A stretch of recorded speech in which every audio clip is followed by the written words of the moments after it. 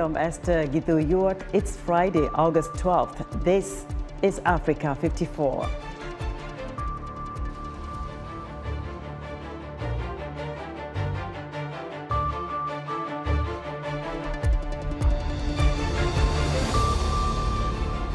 Kenyans are on edge as the vote counting in the too-close-to-call presidential race between Raila Odinga and William Ruto continues. Seeing a true partnership with Africa, U.S. Secretary of State Antony Blinken wraps up the third and final leg of his Africa tour in Rwanda.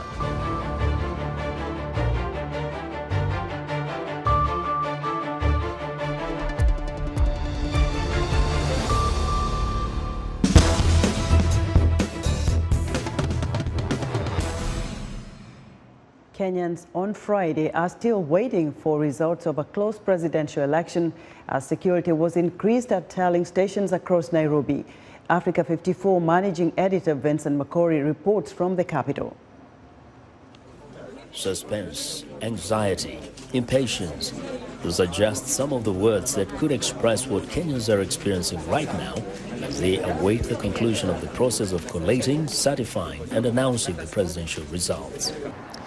It has been 4 days since Kenya conducted its elections, but as we speak, the presidential results have not been called for any of the two frontrunners, Mr. Raila Odinga and Mr. William Ruto.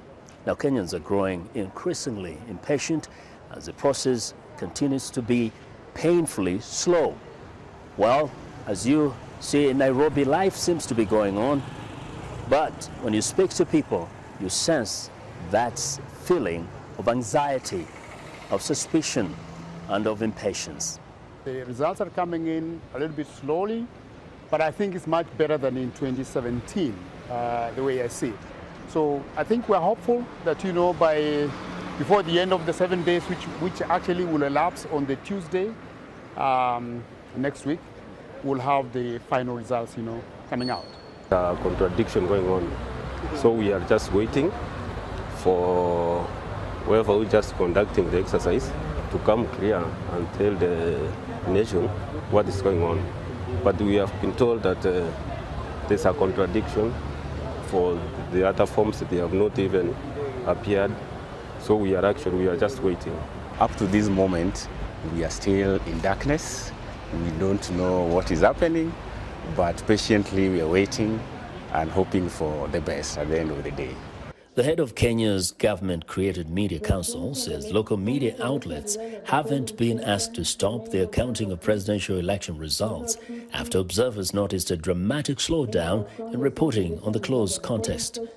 However, the different results as media raced to do their tallies led to anxiety among some Kenyans as longtime opposition leader Raila Odinga, backed by former rival and outgoing President Uhuru Kenyatta in his fifth attempt at the presidency, faces Deputy President William Ruto, who fell out with the president years ago.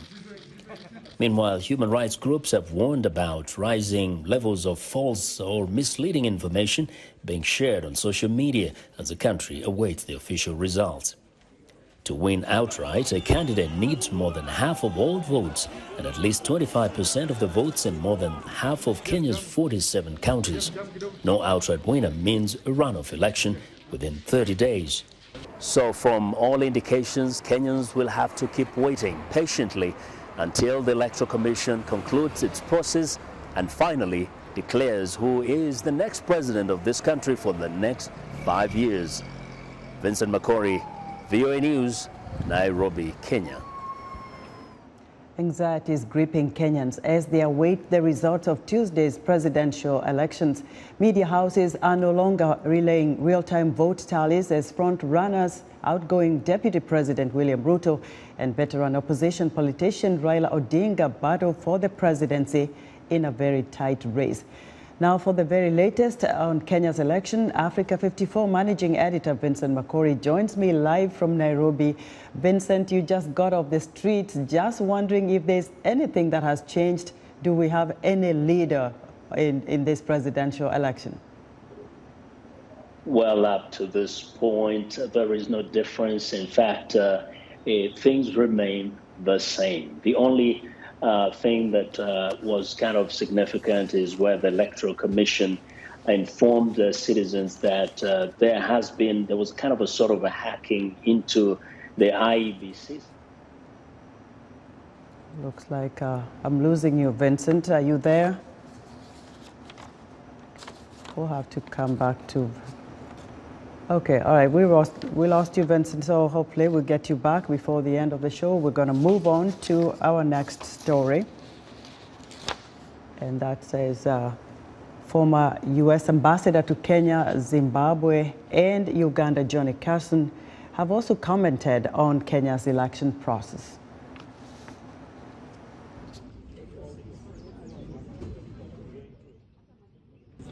It is important for transparency. Kenya has a very checkered history of elections. Results are always disputed. Remember, we hold some of the most orderly and peaceful voting processes in the continent. But when it comes to tallying of election results, it becomes a big problem. We saw it in 2007, we saw it in 2013 and 2017. And we see this as a very important step towards removing the veil of secrecy around the management of election results. The more transparency, the better for the country, the better for democracy, the better for peace. That was Linus Kaikai, one of the lead voices of editorial content at Citizen Television in Nairobi. Now to former U.S. ambassador to Kenya, Zimbabwe, and Uganda, Johnny Carson, who also had a comment on Kenya's election process. The elections, however, were not without challenges, particularly concerns about last-minute changes to Election Day procedures, inconsistent posting of polling results at every polling station, the lack of clarity about the use of the manual register, and there were other smaller things out there that need to be looked at. These challenges could exacerbate pre-existing trust deficits and threaten confidence in the overall process. In the coming hours and days and weeks, we urge all parties to strictly adhere to Kenyan law and to allow the electoral processes to conclude without interference from anyone. That was Johnny Carson, a board member of the National Democratic Institute, speaking on Kenya's election. Let's go back to our Skype interview with Africa 54 managing editor Vincent Makori. Vincent, we lost you a little bit, but let's move on to what do analysts make of the transitional presidential team that had a press conference earlier today talking about what may happen before all the votes have been counted? Well, they're looking at that as a reassurance to the citizens that, in fact, the process is in place to transition from the outgoing president to the new president.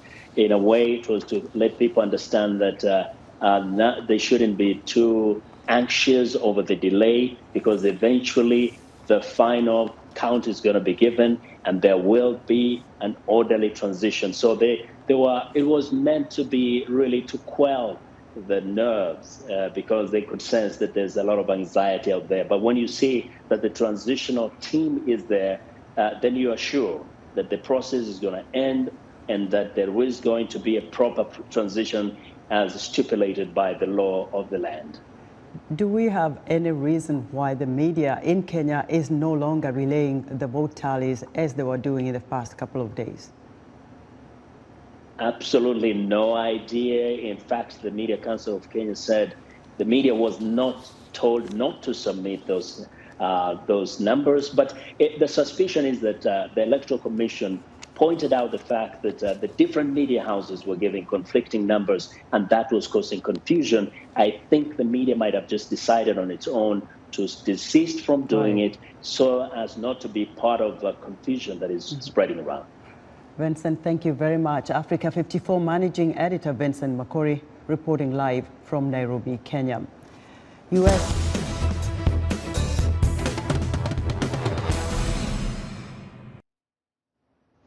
U.S. Secretary of State Antony Blinken visited Rwanda on the third and final leg of an African tour.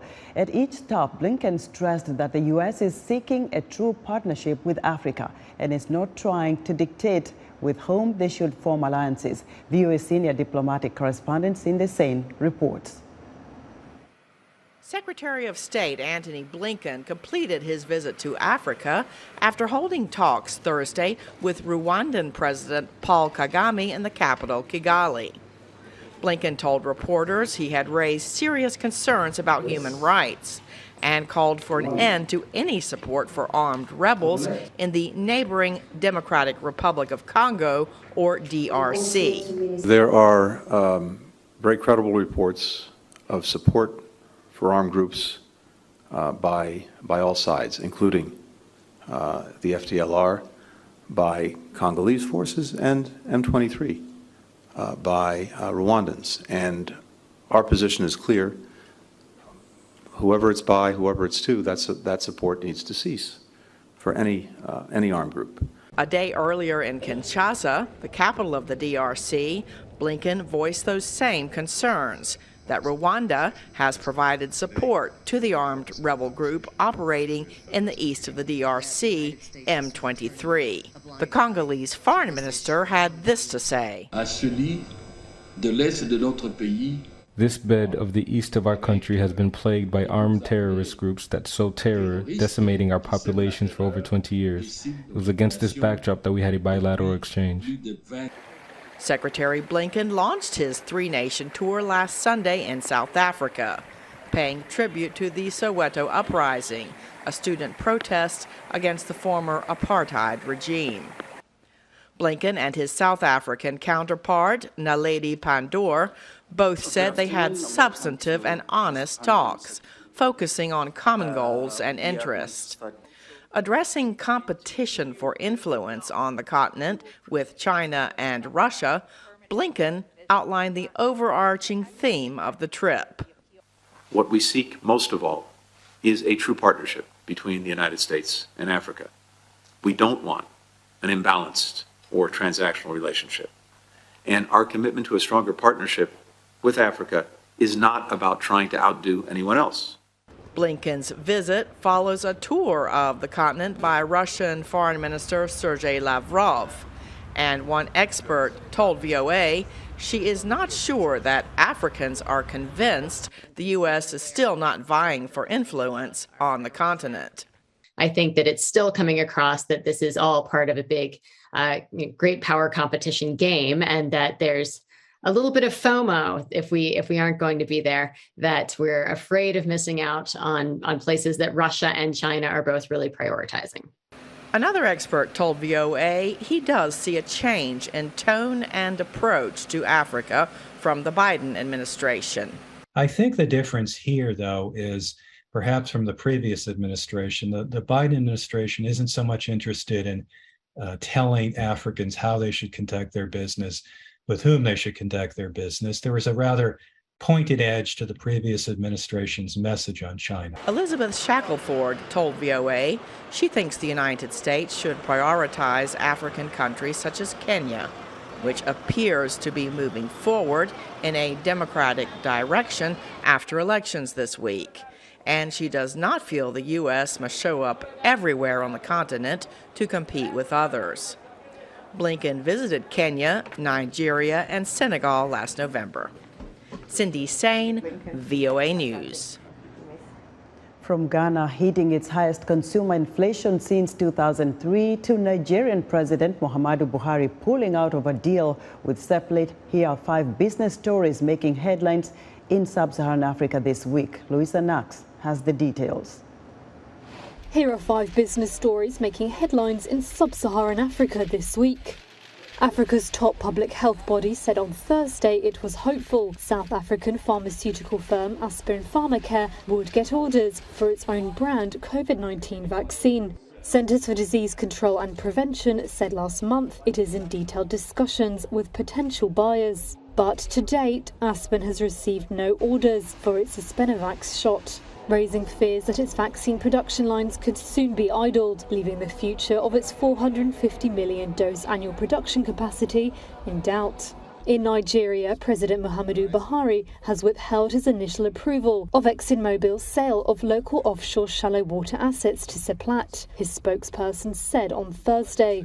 It comes after the Nigerian Upstream Petroleum Regulatory Commission opposed the $1.28 billion deal. Seplat said in a statement it had received no official notification of Buhari's about turn and is seeking clarification from authorities. Ghana's consumer inflation accelerated to 31.7% annually in July from 29.8% in June. That's the highest it's been since late 2003. But the government has warned it is not possible to say whether prices have peaked. On Wednesday, African e-commerce firm Jumia Technologies said it was past peak losses and would now focus on promotions, marketing and cost cutting. Despite a wider quarterly loss, the announcement drove up its shares 16%. The online marketplace for vendors and food sellers was the first Africa-focused tech startup to list on the New York Stock Exchange in 2019. The company did not say when it expected to make a profit, but has seen total orders increase 35% year-on-year as customers buy more beauty and cleaning products. And finally, Africa is getting just 12% of the finance it needs to manage the impact of climate change. That's according to a report released on Thursday by the Climate Policy Initiative. It said around $250 billion is needed annually to help African countries move to green technologies and adapt to the effects of climate change. But in 2020, funding was just $29.5 billion. Wealthy countries have faced growing criticism for failing to meet a pledge made in 2009 to provide $100 billion annually to help poorer countries. Louisa Knox of Reuters filed that report. We're excited to hear what you think about Africa 54 and all our VOA Africa programs on our website at voaafrica.com. Still to come, Heather Maxwell speaks with Congolese superstar Innossent Balume.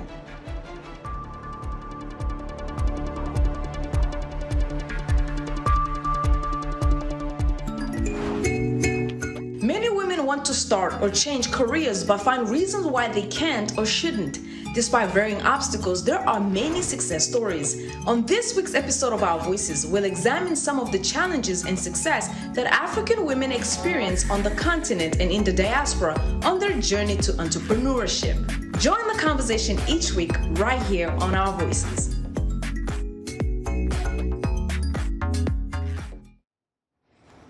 In other African news, Tunisia's Interior Ministry says authorities intercepted 5 new migration attempts overnight Friday and rescued or intercepted 82 people.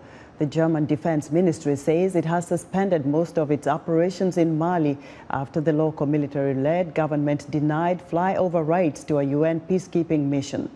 And Ethiopian Prime Minister Abiy Ahmed says the third filling of its mega dam reservoir on the Blue Nile is complete.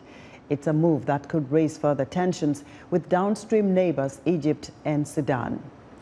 August 12th is United Nations International Youth Day, and the UN says the objective is to amplify the message that action is needed across all generations to achieve the Sustainable Development Goals. This year's theme is intergenerational solidarity, creating a world for all ages. UN Secretary General Antonio Guterres says too often ageism, bias and discrimination prevent this essential collaboration when young people are shut out of the decisions being made about their lives or when older people are denied a chance to be heard. We all lose. A freelance journalist in South Sudan remains behind bars 6 days after her arrest without charges. Ding Magot, a contributor to VOA's South Sudan in Focus program, was arrested Sunday while covering a protest over economic hardships. The latest annual 2021 Press Freedom Index released by Reporters Without Borders placed South Sudan among the countries around the world with harsh media environments for journalists. Working as a journalist in South Sudan has become a risky business.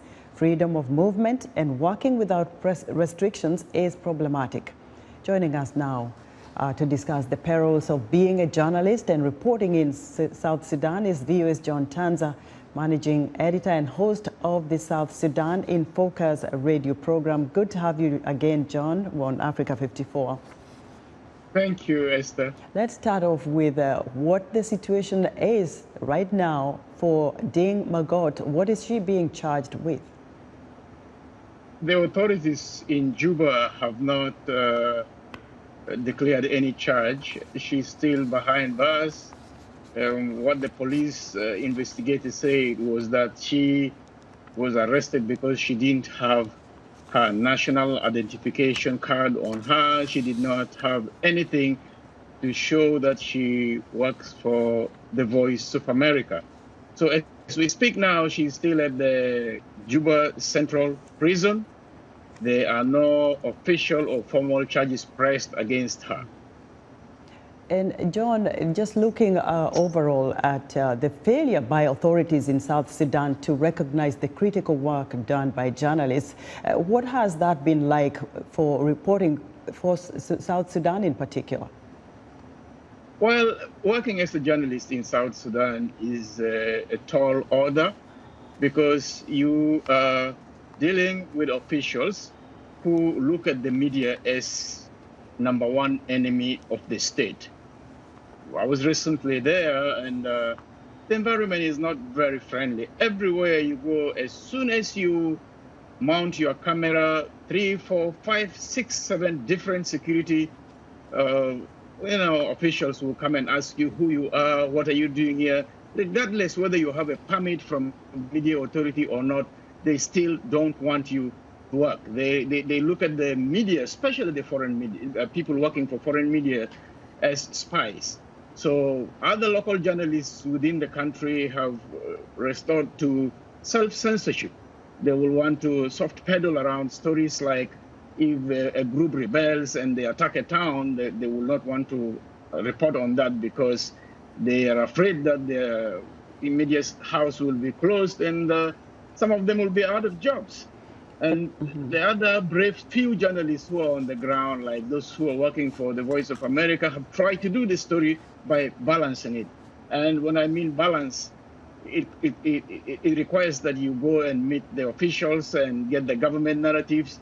At times, they will not talk to you. They will tell you, we are in a meeting, I'm not available. And once you put the story out without their side of the story, then they come for you.